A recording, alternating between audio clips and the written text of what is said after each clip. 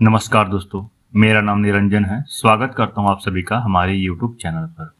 दोस्तों, आज हम जुलाई माह के चौथे सप्ताह के करंट अफेयर को देखने वाले हैं।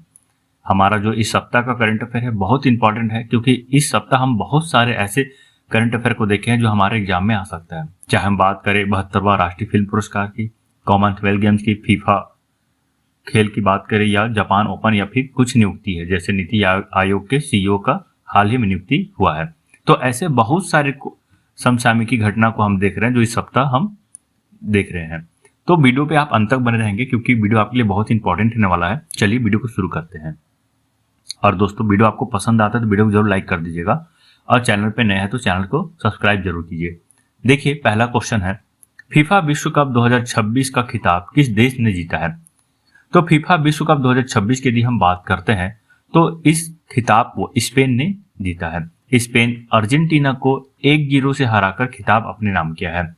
देखिए, फीफा विश्व कप 2026 से यदि डिटेल्स वीडियो की बात करूं तो मेरे YouTube चैनल में है, आप वहां पे जाकर देख सकते हैं। ठीक है। स्पेन की यदि हम बात करते हैं तो स्पेन इससे पहले 2010 में भी विजेता बने थे। तो इस तरह से स्पेन 2 बार विजेता बने हुए हैं। ठीक है, 2010 और 2026। इस चीज को आप याद रख लीजिएगा। चलिए आगे बढ़ते हैं। देखिए, फीफा विश्व कप की बात करें, छोटा सा जनरल नॉलेज ले लेते हैं। यहाँ पे बहुत ही ज्यादा इंपॉर्टेंट है, इतना आपको पढ़ना बहुत ही जरूरी है। देखिए, यदि हम फीफा विश्व कप 2026 की बात करें तो यह इसका 23वां संस्करण था। इसमें कुल 48 टीम भाग लिए थे। इस बार का जो फीफा है 2026 का, ये सबसे बड़ी टीम के साथ आई हुई है, 48 टीम। इससे पहले कुल 32 टीम इसमें शामिल थी। और इस तरह से इसमें खेलों की संख्या की यदि हम बात करें ना, तो इसमें खेलों की संख्या भी बढ़ी हुई है।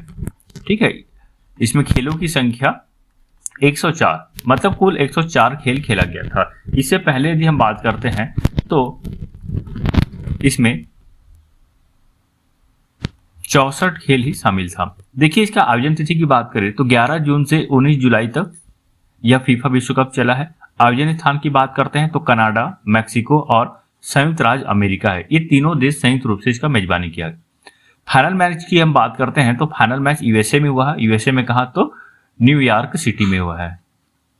ठीक। मैक्सिको की हम बात करते हैं तो 3 बार मेजबानी करने वाला एकमात्र देश बन गया है। यदि क्वेश्चन पूछा जाता है कि सबसे ज्यादा मेजबानी किस देश के द्वारा किया गया, तो मैक्सिको के द्वारा किया गया है।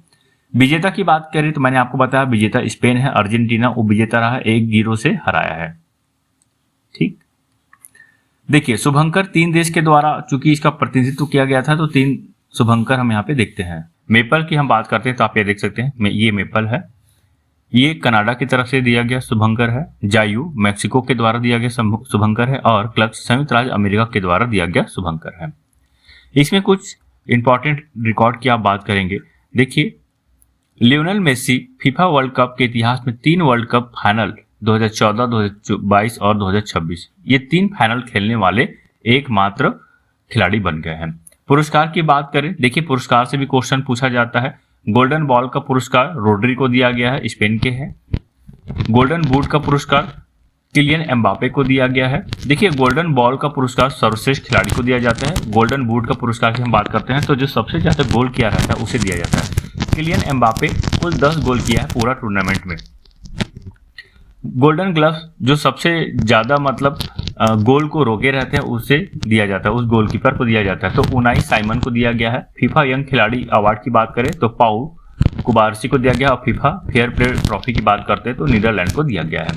तो ये पूरा स्लाइड बहुत ही ज्यादा इंपॉर्टेंट है, देखिएगा, यहां से आपके एग्जाम में क्वेश्चन जरूर देखने को मिलेगा। देखिए, अगर हम आगामी फीफा की बात करते हैं तो देखिए, फीफा महिला विश्व कप का भी ऑर्गेनाइज करता है और पुरुष विश्व कप का भी ऑर्गेनाइज करता है। तो फीफा महिला विश्व कप की बात करते हैं तो यह 10वां फीफा हम देखेंगे ब्राजील 2027 में होगा। देखिए, एक और चीज को आप याद रख लीजिएगा कि जो महिला फीफा है, ठीक है, ये 2023 में हुआ था, और इसमें भी स्पेन विजेता बने थे। स्पेन इंग्लैंड को हराकर खिताब अपने नाम किया था। तो इस चीज को याद रखिएगा। तो ये भी एक रिकॉर्ड है कि स्पेन पुरुष और महिला दोनों विश्व कप में मौजूदा विजेता है, और ये पहली बार ऐसा देखने को मिल रहा है। वही हम 11वां फीफा महिला विश्व कप की बात करें, ये 2031 में होने वाला है। कहाँ? तो संयुक्त राज्य अमेरिका, मैक्सिको, कोस्टा रिका और जमैका, ये 4 देशों के द्वारा संयुक्त रूप से होगा। वही हम पुरुष विश्व कप की बात करते हैं, 23वां ये हो चुका है, ठीक है, 2026 में मैक्सिको, कनाडा, यूएसए में। और 24वां क्रम की बात करते हैं, ये 2030 में होने वाला है, स्पेन, पुर्तगाल और मोरक्को। ये मुख्य रूप से ये 3 देश है जो इसके मेजबानी करेगा। लेकिन चूंकि फीफा की हम बात करते हैं, इस चीज को आप याद रखिएगा, फीफा 1930 में पहली बार फीफा जो खेला गया था 1930 में खेला गया था। कहाँ खेला गया था, किसके मेजबानी में, तो उरुग्वे की मेजबानी में खेला गया था और उरुग्वे विजेता भी बने थे। तो इसलिए जो शताब्दी वर्ष हो रहा है, देखिए 2030 और 1930, ये पूरे 100 साल कंप्लीट हो रहा है। तो इसी उपलक्ष्य में शताब्दी वर्ष का जश्न मनाने के लिए उरुग्वे, अर्जेंटीना और पैराग्वे में हो रहा है। उरुग्वे में इसलिए हो रहा है क्योंकि पहली बार यहीं इसका आयोजन हुआ था और ये विजेता भी बना हुआ है। उप विजेता अर्जेंटीना रहा है। और पैराग्वे की हम बात करते हैं तो दक्षिण अमेरिका की बात करें तो ये दक्षिण अमेरिका का होम ग्राउंड है। तो इस तरह से उरुग्वे, अर्जेंटीना और पैराग्वे की बात करते हैं, ये तीनों देश दक्षिण अमेरिका में पड़ता है। तो यहाँ पे सांकेतिक रूप से आयोजन किया जाएगा, लेकिन जो मुख्य मेजबान है स्पेन, पुर्तगाल और मोरक्को है। 25वां फीफा विश्व कप की बात करें 2034 में इसका आयोजन होना है सऊदी अरब में। चलिए आगे बढ़ते हैं। देखिए दोस्तों, काफी डिटेल्स मैंने यहाँ पे आपको दिया है। अगला क्वेश्चन, बैडमिंटन विश्व चैंपियनशिप 2026 के आधिकारिक शुभंकर का क्या नाम है, जिसे दिल्ली में हाल ही में लॉन्च किया गया है। तो बैडमिंटन विश्व चैंपियनशिप 2026 की हम बात करें, देखिए इसका आयोजन भारत में होने वाला है, ठीक है, और इसका शुभंकर है पीको, ठीक है, पीको या पेको दोनों इसको बोला जा रहा है। देखिए दिल्ली में लॉन्च किया गया BWF वर्ल्ड चैंपियनशिप 2026 के आधिकारिक मैस्कट का नाम पेको है। यह एक भारतीय मोर है और इसी से प्रेरित है। इसका डिजाइन बहुत आकर्षक है और इसमें शटल कॉक के खुले हिस्से जैसे खास स्कर्ट बनी हुई है। देख सकते हैं आप यहाँ पे, ये एक प्रकार की स्कर्ट है। चलिए अगला क्वेश्चन देखते हैं, किसे नीति आयोग का मुख्य कार्यकारी अधिकारी नियुक्त किया गया है। तो नीति आयोग का मुख्य कार्यकारी अधिकारी की बात करें तो अनुराग जैन को बनाया गया है, ठीक है, याद रखेंगे। इससे पहले निधि छिब्बर कार्यवाहक मुख्य कार्यकारी अधिकारी थे, ठीक है, और मेन जो बात करें तो VVR सुब्रमण्यम थे। तो VVR सुब्रमण्यम मुख्य रूप से मुख्य कार्यकारी अधिकारी थे। उसके बाद कार्यवाहक के तौर पे निधि छिब्बर को दिया गया और अब परमानेंटली अनुराग जैन की हम बात करें तो ये मध्य प्रदेश के मुख्य सचिव रहे हैं, ठीक है, तत्कालिक मुख्य सचिव रहे हैं और इन्हें नीति आयोग का CEO नियुक्त किया गया है। चलिए अब हम नीति आयोग की बात करते हैं। तो देखिए नीति आयोग की स्थापना 1 जनवरी 2015 को योजना आयोग के स्थान पर होता है। यह सरकार को आर्थिक, सामाजिक और तकनीकी सलाह देती है। प्रधानमंत्री इसके अध्यक्ष होते हैं, याद रखेंगे, और इसके उपाध्यक्ष है डॉक्टर अशोक लाहिड़ी, ठीक है। तो इसमें 3 चीज आपको याद रखना जरूरी रहता है, अध्यक्ष, उपाध्यक्ष, CEO, कब इसकी स्थापना हुआ, किसके स्थान पर इसका स्थापना हुआ, तो ये बहुत इंपॉर्टेंट है। अगला क्वेश्चन देखिए, निम्न में से कौन समान नागरिक संहिता विधेयक पारित करने वाला चौथा राज्य बन गया है, ठीक है। तो समान नागरिक संहिता ये बहुत ही इंपॉर्टेंट है और ये चौथा राज्य मध्य प्रदेश बन गया है। देखिए Madhya Pradesh uniform civil code यानी कि एक समान नागरिक संहिता बिल पास करने वाला चौथा राज्य बन गया है। राज्यसभा ने अपने मानसून सत्र के दौरान Madhya Pradesh uniform civil code bill 2026 को मंजूरी दी है। इस कदम के साथ मध्य प्रदेश राज्य स्तर पर यूनिफॉर्म सिविल कानून लागू करने वाला चौथा देश बन गया है। सबसे पहले यदि हम बात करते हैं तो उत्तराखंड और उसके बाद गुजरात और फिर असम है। देखिए आजाद भारत की हम बात करते हैं तो उत्तराखंड पहले स्थान पे आता है, फिर गुजरात, फिर असम। वैसे गोवा की बात करते हैं तो गोवा में बहुत पहले पुर्तगाली साम्राज्य के समय से ही यहाँ पे समान नागरिक संहिता लागू है। लेकिन स्वतंत्र भारत की हम बात करें तो उत्तराखंड पहले स्थान पे है, दूसरा गुजरात, तीसरा असम और चौथे नंबर पे मध्य प्रदेश है। अगला क्वेश्चन, 72वें राष्ट्रीय फिल्म पुरस्कार में बेस्ट एक्टर का अवार्ड किसने जीता है। तो बेस्ट एक्टर का अवार्ड की यदि हम बात करते हैं तो मम्मूटी और कार्तिक आर्यन, ठीक है, देख सकते हैं आप यहाँ पे मम्मूटी और कार्तिक आर्यन को संयुक्त रूप से बेस्ट एक्टर का पुरस्कार प्रदान किया गया है। चलिए कुछ विजेताओं की सूची को हम देख लेते हैं जो एग्जाम में पूछा जा सकता है, जिसमें सबसे ज्यादा इंपॉर्टेंट है सर्वश्रेष्ठ फीचर फिल्म, आर्टिकल 370 को दिया गया है। इसके निर्देशक है आदित्य सुहास झांबले। सर्वश्रेष्ठ अभिनेता की बात करें तो कार्तिक आर्यन ये चंदू चैंपियन के लिए दिया गया है और मम्मूटी इसको ब्रह्म युगम के लिए दिया गया है। सर्वश्रेष्ठ अभिनेत्री की हम बात करें यामी गौतम आर्टिकल 370 के लिए दिया गया है। सर्वश्रेष्ठ लोकप्रिय फिल्म की बात करते हैं मनोरंजन के लिए तो कल्कि को दिया गया है। उसके बाद सर्वश्रेष्ठ निर्देशक की बात करें तो राजकुमार पेरियासामी ये आमरन के लिए दिया गया है। फिर सर्वश्रेष्ठ हिंदी फिल्म श्रीकांत है। बेस्ट स्क्रीन प्ले ये सब चीज उतना ज्यादा इंपॉर्टेंट नहीं है। ठीक है, ध्यान रखेंगे। बेस्ट डॉक्यूमेंट्री देख लीजिएगा, छत्तीसगढ़ का रामनवमी समुदाय से संबंधित एक डॉक्यूमेंट्री फिल्म है। वैसे आप जिस राज्य से संबंधित हैं उस राज्य को लेकर आप चीजों को जरूर याद रखिएगा। देखिए पुष्पा को भी यहाँ पे अवार्ड मिला गया है। पुष्पा की हम बात करें तो बेस्ट स्क्रीन प्ले के लिए सुकुमार को दिया गया है, जो कि पुष्पा फिल्म से संबंधित है, पुष्पा 2 से। चलिए अगला क्वेश्चन, 72वें राष्ट्रीय फिल्म पुरस्कार में बेस्ट फीचर फिल्म का खिताब किसे मिला है? तो मैंने आपको बताया बेस्ट फीचर फिल्म का पुरस्कार आर्टिकल 370 को मिला है। अगला क्वेश्चन देखिए, यहाँ पे जितना भी क्वेश्चन है ना, सारा का सारा बहुत इंपॉर्टेंट है। मैंने आपको पहले ही बताया कि ये जो चौथा सप्ताह है हमारे लिए बहुत इंपॉर्टेंट है, और जुलाई माह भी अपने आप में बहुत इंपॉर्टेंट है, क्योंकि इससे पहले भी हम ऐसे बहुत सारे इंपॉर्टेंट करंट अफेयर को देखे हैं जो हमारे एग्जाम में आ सकता है। देखिए ग्लासगो में कॉमनवेल्थ गेम 2026 के उद्घाटन समारोह के लिए भारत के ध्वजवाहक के रूप में किसे चुना गया है? तो भारत के ध्वजवाहक, ठीक है, जो कि प्रतिनिधित्व करता है भारत की तरफ से। तो ध्वजवाहक है मीराबाई चानू और लवलीना बोरगोहेन, 2 लोग हैं, दोनों को संयुक्त रूप से ध्वजवाहक बनाया गया है। देखिए भारत ने स्कॉटलैंड, देखिए स्कॉटलैंड ग्लासगो में हो रहा है, जो कॉमनवेल्थ गेम की हम बात करें 2026 की, तो ये ग्लासगो में हो रहा है। ग्लासगो कहाँ है? तो स्कॉटलैंड में है।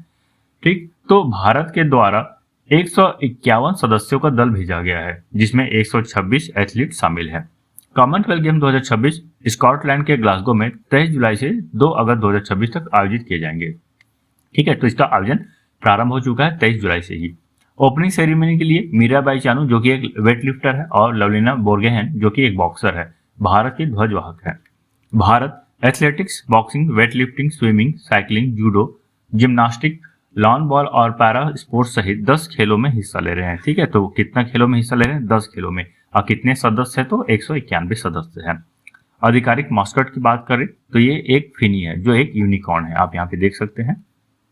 चलिए, तो ये क्वेश्चन दोस्तों आपके लिए टेस्ट के तौर पे रखा गया है। ठीक, आप इसका उत्तर मुझे कमेंट्स में दीजिएगा। हाल ही में विंबलडन चैंपियनशिप 2026 का महिला एकल खिताब किसने जीता है? तो विंबलडन चैंपियनशिप 2026 की बात करते हैं, तो इसका महिला एकल का खिताब किसने जीता है? आप मुझे कमेंट्स में इसका उत्तर दीजिएगा। चलिए अगला क्वेश्चन देखिए, 60वें ज्ञानपीठ पुरस्कार से किसे सम्मानित किया गया है? तो 60वें ज्ञानपीठ पुरस्कार की यदि हम बात करते हैं तो देखिए इसकी घोषणा तो पहले ही हो चुका है, लेकिन अभी पुरस्कार प्रदान किया गया है। तो आर वैरामुथु है, आप यहाँ पे देख सकते हैं, ये तमिल लेखक है। प्रख्यात तमिल कवि और गीतकार आर वैरामुथु को 13 जुलाई को ठीक 2025 के लिए 60वें ज्ञानपीठ पुरस्कार से सम्मानित किया गया है। इससे पहले दिवंगत लेखक अखिलन और जयकांतन को यह पुरस्कार मिल चुका है। तो तमिल की बात करते हैं तो ये तीसरे तमिल लेखक हैं। ठीक है, तो पहले दूसरे आप यहाँ पे देख सकते हैं, तीसरे नंबर पे आर वैरामुथु है।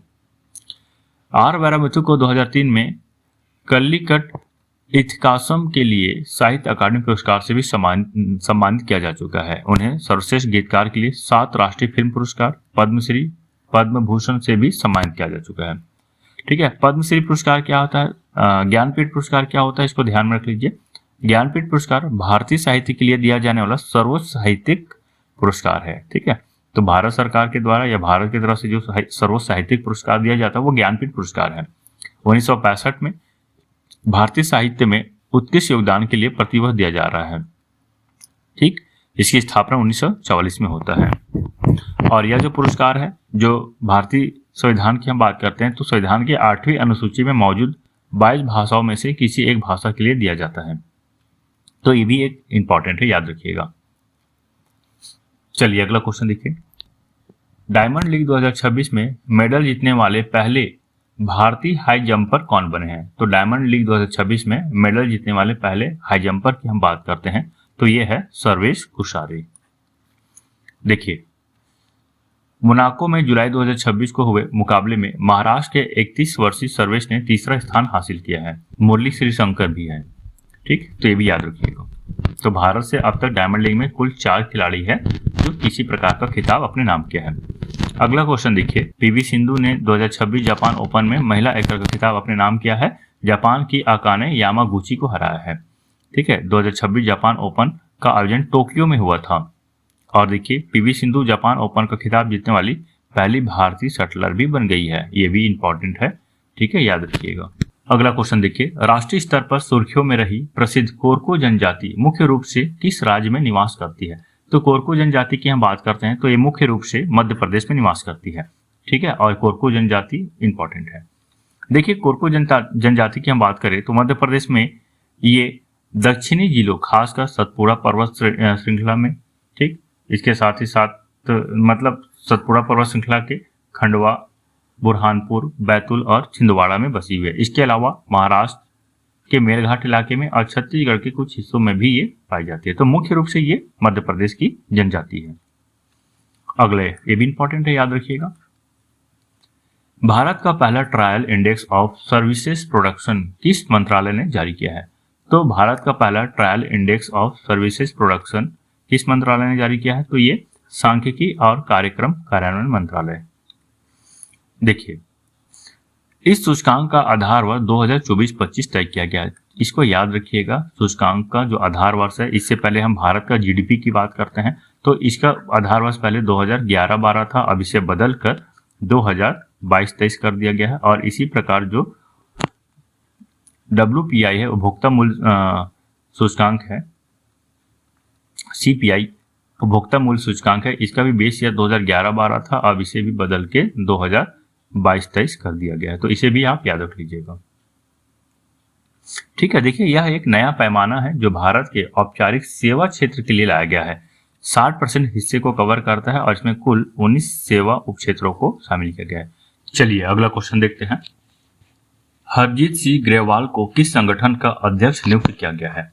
तो देखिए, हरजीत सिंह ग्रेवाल की हम बात करते हैं तो इसे राष्ट्रीय अल्पसंख्यक आयोग का अध्यक्ष नियुक्त किया गया है। अगला क्वेश्चन देखिए, भारत के सबसे गहरे भूतापी कुएं किस स्थान पर चालू किया गया है? तो भूतापी कुएं ये पूगा घाटी लद्दाख में चालू किया गया। भूतापी कुआं क्या होता है? जो जमीन के अंदर से जल है, ये गर्म जल का स्रोत होता है, ठीक है, और इससे विद्युत का निर्माण भी किया जा सकता है। तो देखिए, पूगा घाटी में लद्दाख की हम बात करते हैं तो लद्दाख की राजधानी, 2 राजधानी है, लेह और कारगिल। कुल 7 जिले हैं। हाल ही में 5 जिले का नया निर्माण किया गया है। इसका उपराज्यपाल है विनय कुमार सक्सेना। चूंकि ये केंद्र शासित प्रदेश है तो यहाँ पे उपराज्यपाल की नियुक्ति होती है। देखिए, भारतीय नौसेना के माहिर श्रेणी के दूसरे युद्धपोत INS मालवन का निर्माण किसके द्वारा किया गया है? तो INS मालवन की यदि हम बात करते हैं तो ये कोचिन शिपयार्ड लिमिटेड के द्वारा इसका निर्माण किया गया है, ठीक है, याद रखेंगे, कोचिन शिपयार्ड लिमिटेड। इसका डिजाइन और निर्माण की हम बात करते हैं तो यह अत्याधुनिक पनडुब्बी रोधी उथले जल युद्धपोत का डिजाइन और निर्माण कोचिन शिपयार्ड लिमिटेड के द्वारा किया गया है। आत्मनिर्भर भारत के अभियान के तहत युद्धपोत में 80% से अधिक स्वदेशी सामग्री का उपयोग किया गया है, ठीक है। यदि हम इसकी बात करें तो यह युद्धपोत उथले समुद्री क्षेत्रों में पनडुब्बी रोधी अभियानों, तटीय सुरक्षा और टोही गतिविधियों के लिए बेहद कारगर है। अगला क्वेश्चन देखिए, किस राज्य को नीति आयोग द्वारा जारी पहले निवेश अनुकूलता सूचकांक 2026 में पहला स्थान दिया गया है? ठीक है, तो नीति आयोग द्वारा जारी पहले निवेश अनुकूलता सूचकांक, ये इसका पहला संस्करण है, याद रखिएगा, ठीक है, इसका फर्स्ट एडिशन है ये, और इसलिए ये इंपॉर्टेंट हो जाता है, ठीक है। किसके द्वारा जारी किया जाता है? नीति आयोग के द्वारा, ये भी याद रखिएगा। तो पहले निवेश अनुकूलता सूचकांक में गुजरात राज्य प्रथम स्थान पर है, ठीक है। बड़े राज्यों की श्रेणी की हम बात करते हैं तो गुजरात पहले स्थान पर है और इसके बाद महाराष्ट्र और फिर तमिलनाडु है। पर्वतीय और पूर्वोत्तर राज्यों की हम बात करते हैं तो उत्तराखंड पहले स्थान पर है और केंद्र शासित शहर की प्रदेश की बात करते हैं तो गोवा पहले स्थान पर है। इस चीज को आप याद रखिएगा। अगला क्वेश्चन देखिए, स्पेस टेक स्टार्टअप हैक्स20 ने स्पेस एक्स के किस मिशन के जरिए अपना दूसरा उपग्रह कोयो लॉन्च किया है? तो यदि हम बात करते हैं कोयो लॉन्च किया गया है तो ये ट्रांसपोर्टर 17 ये मिशन है, याद रखिएगा, मिशन का नाम रखा गया है ट्रांसपोर्टर 17। देखिए, केरल की स्पेस टेक स्टार्टअप कंपनी हैक्स20 ने स्पेस एक्स के ट्रांसपोर्टर 17 मिशन के जरिए अपना दूसरा उपग्रह कोयो लॉन्च किया है। लॉन्च स्थल की हम बात करते हैं तो पेंडेनबर्ग स्पेस फोर्स बेस है। साझेदार की बात करते हैं तो यह उपग्रह ताइवान की नेशनल सेंट्रल यूनिवर्सिटी के लिए बनाया गया है। उपग्रह का उद्देश्य है कोयो यानी कि काइनेटिक ऑप्टिकल या ऑब्जर्वर। यह एक मल्टी पेलोड टेस्ट बस के रूप में काम करता है जो कक्षा में अंतरिक्ष उपकरणों के परीक्षण और सत्यापन में मदद करता है। अगला क्वेश्चन देखिए, 14वें दक्षिण एशियाई खेलों 2027 की मेजबानी कौन सा देश करेगा? तो दक्षिण एशियाई खेल की हम बात करते हैं 2027 में जिसका आयोजन होने वाला है, इसका मेजबान पाकिस्तान के द्वारा किया जाएगा। ठीक है, याद रखेंगे। आयोजन की हम बात करें तो 23 से 31 मार्च 2027 तक चलेगा।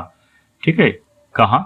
तो लाहौर और इस्लामाबाद में चलेगा, जबकि फैसलाबाद एक सब होस्ट शहर भी है। ठीक है, तो ये तीसरी बार है जब पाकिस्तान इसका मेजबानी करेगा। इससे पहले 1989 में और 2004 में भी पाकिस्तान के द्वारा मेजबानी किया जा चुका है। कुछ आगामी खेल की बात करें, देखिए 22वीं राष्ट्रमंडल टेबल टेनिस चैंपियनशिप नई दिल्ली में आयोजन होगा इसका। बैडमिंटन विश्व चैंपियनशिप 2026 नई दिल्ली में। फीफा मेंस 2030 की बात करें तो स्पेन, पुर्तगाल और मोरक्को में संयुक्त रूप से होगा। फीफा वुमेन विश्व कप की बात करें 2027 में ब्राजील में होगा। एशियाई खेल 2026 में नागोया में होगा और ग्रीष्मकालीन ओलंपिक की बात करें 2028 में लॉस एंजल्स में होगा। इसके साथ ही साथ T20 वर्ल्ड कप 2026 की संयुक्त मेजबानी वेल्स और इंग्लैंड में हो चुका है। ठीक है, तो इसका आयोजन हो चुका है। अगला क्वेश्चन देखिए, हाल ही में यूनाइटेड किंगडम के पहले एआई मंत्री के तौर पर नियुक्त किए गए कनिष्क नारायण मूल रूप से किस भारतीय राज्य से है? ठीक है, तो पहली बार ऐसा हुआ है कि यूनाइटेड किंगडम में अपने पहले एआई मंत्री नियुक्त किया है, जिसका नाम है कनिष्क नारायण। ये भारतीय है, मूल रूप से भारतीय है। ये भारत के बिहार राज्य से संबंधित है, बिहार में इनका जन्म हुआ है। ठीक है, देखिए कनिष्क नारायण भारतीय मूल के लेबर पार्टी के सांसद है जो वेल्स के वेल ऑफ ग्लैमार्गन का प्रतिनिधित्व करते हैं और उनका जन्म बिहार के मुजफ्फरपुर में हुआ था। अगला क्वेश्चन देखिए, किस राज्य में पृथ्वी की दूसरी सबसे पुरानी ऑर्बिकुलर चट्टान खोजी गई है? तो ये भी अपने आप में इंपॉर्टेंट है। पृथ्वी की हम बात करते हैं तो सबसे पुरानी है, ये दूसरे नंबर पे है ऑर्बिकुलर चट्टान। ये मध्य प्रदेश में खोजा गया है। तो देखिए उम्र के मामले में बात करें तो पश्चिम ऑस्ट्रेलिया में मौजूद एक ऐसी चट्टान है, उसके बाद दूसरे नंबर पे इसका नाम आता है।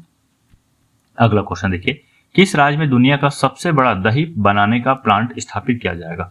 तो दही बनाने का सबसे बड़ा प्लांट की यदि हम बात करते हैं तो ये पश्चिम बंगाल में स्थापित किया जाएगा। ठीक है, पश्चिम बंगाल में किया जाएगा। 700 करोड़ रुपए का ये यूनिट है। कोलकाता के पास हावड़ा में सेंट्रल फूड पार्क में स्थित अमूल बंगाल डेयरी प्रोजेक्ट का हिस्सा है। तो ये देखिए अमूल जो कंपनी होता है, ठीक है, अमूल ब्रांड है, उसी के द्वारा दही का निर्माण किया जाएगा। ठीक है, यह प्लांट रोजाना 30 लाख लीटर दूध प्रोसेस करेगा और 10 लाख किलोग्राम दही और कच्चर डेयरी प्रोडक्ट बनाएगा। अगला क्वेश्चन देखिए, किसे प्रतिष्ठित लोकमान्य तिलक राष्ट्रीय पुरस्कार दिया जाएगा? तो लोकमान्य तिलक पुरस्कार की हम बात करते हैं तो ये अजीत डोभाल, ठीक है, भारत के प्रमुख रूप से सुरक्षा सलाहकार हैं। ठीक है, तो आप देख सकते हैं प्रधानमंत्री नरेंद्र मोदी के द्वारा सर्टिफिकेट प्रदान करते हुए। देखिए उन्हें भारत की राष्ट्रीय सुरक्षा, सीमा सुरक्षा, आतंकवाद रोधी अभियानों में उनके बेहतरीन योगदान के लिए सम्मानित किया जा रहा है। अजीत डोभाल, ठीक है, याद रखेंगे, ये भारत के राष्ट्रीय सुरक्षा सलाहकार है। अगला क्वेश्चन, श्योक नदी पर बने हाल ही में उद्घाटन किए गए उदमारू पुल किस केंद्र शासित प्रदेश में स्थित है? तो उदमारू पुल की बात करते हैं तो ये लद्दाख में स्थित है। ठीक है, याद रखेंगे, नुब्रा जिले में है। श्योक नदी पर बने उदमारू पुल का उद्घाटन 21 जुलाई 2026 को किया गया है। यह 70 आर लोडिंग क्षमता वाला 3 स्पैन वाला ट्रस सिस्टम पुल है, जिससे भारी सैन्य और नागरिक वाहनों की आवाजाही हो सकती है। अगला क्वेश्चन देखिए, हाल ही में घोषित भारत का पहला एआई संचालित पक्षी अभयारण्य किस अभयारण्य में विकसित किया जा रहा है? तो भारत का पहला एआई संचालित पक्षी अभयारण्य की बात करें तो ये क्रीक फ्लेमिंगो अभयारण्य महाराष्ट्र में है, तो यहाँ संचालित किया जा रहा है। अगला क्वेश्चन, हाल ही में किल्लई गांव किस राज्य का पहला जलवायु अनुकूल गांव बन गया है? तो राज्य का पहला जलवायु अनुकूल गांव की हम बात करें तो ये तमिलनाडु में है। ठीक है, तमिलनाडु के किल्लई गांव को पहला जलवायु अनुकूल गांव घोषित किया गया है। देखिए जलवायु अनुकूल गांव किसे कहते हैं? तो ये ऐसे गांव को कहा जाता है जो जलवायु परिवर्तन के खतरे जैसे सूखा, बाढ़, बेमौसम बारिश और बढ़ते तापमान से निपटने के लिए खुद को वैज्ञानिक और प्राकृतिक तरीकों से तैयार करता है। ठीक है, याद रखेंगे। तो तमिलनाडु का कौन सा गांव है? तो किल्लई गांव है। अगला क्वेश्चन देखिए, भारत को ब्रॉड गेज रेलवे नेटवर्क के विद्युतीकरण के मामले में दुनिया में कौन सा स्थान दिया गया है? ठीक है, तो आप जैसे जो रेलवे में सफर करते हैं, ब्रॉड गेज होता है, एक नैरो गेज होता है। तो ज्यादातर ब्रॉड गेज होता है, जिसका जो रेलवे ट्रैक का जो पट्टी होता है, चौड़ाई ये ज्यादा होता है। ठीक है, तो ब्रॉड गेज के मामले में सबसे ज्यादा विद्युतीकरण भारत पूरे विश्व में दूसरे स्थान पर आ गया है। ठीक है, याद रखेंगे इस चीज को। देखिए, ब्रॉड गेज की चौड़ाई की हम बात करते हैं तो 1676 मिलीमीटर होता है या फिर 5 फीट 6 इंच होता है। देखिए, पहले स्थान पर बात करें तो स्विट्जरलैंड है। ठीक है, भारत का जो विद्युतीकरण है वो 99.6% है। मतलब भारत का 99.6% जो ट्रेन है वो विद्युत के माध्यम से चलता है। मिनी नंदी किसान समृद्धि योजना 2026 किस राज्य सरकार द्वारा शुरू की गई? तो मिनी नंदी किसान समृद्धि योजना ये उत्तर प्रदेश राज्य के द्वारा शुरू की गई है। देखिए, इसका जो उद्देश्य है, डेयरी के क्षेत्र में उद्यमिता को बढ़ावा देने और किसानों की आय बढ़ाने के लिए इस योजना को शुरू किया गया। तो यह इसका उद्देश्य है। इस योजना के तहत ज्यादा दूध देने वाले डेयरी पशु खरीदने और छोटी डेयरी यूनिट लगाने के लिए आर्थिक मदद या सब्सिडी दी जा रही है।